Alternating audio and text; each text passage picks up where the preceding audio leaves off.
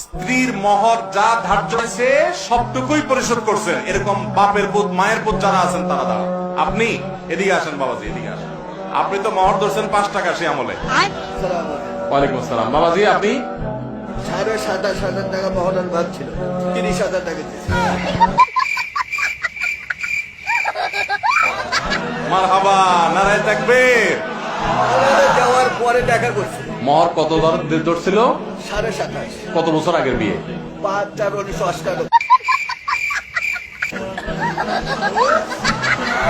5/4/1998। যুবক পোলাপান, ভালোবাসার ট্রেনিং নাও, এগুলো মেড ইন জাপান ভালোবাসা। তোমাদের মতো মেড ইন চায়না 2 নম্বর ভালোবাসা না।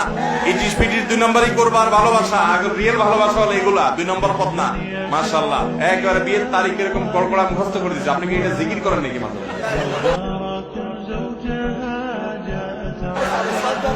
মানে এত সুন্দর কল্পনা বলে দিলেন, মাশাআল্লাহ। বাবাজি খুব ভালো লাগলো। মহারণা দিচ্ছেন কতদিন পরে বিয়ে? মাশাআল্লাহ মাশাআল্লাহ। আপনাকেই খুঁজছে বাংলাদেশ।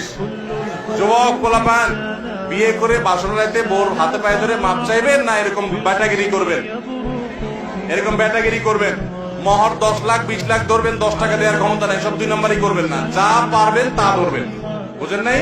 আর মেয়ের বাবারাও শুনে রাখেন, মহর এক গাদা ধরলে বিয়ে টিকে না। মহর একটু সহনীয় করবেন, সহনীয়। এই পোলাপান গুলো ঠিক ঠিক চিল্লানি দেখে একটু বুঝেন, মায়া করেন।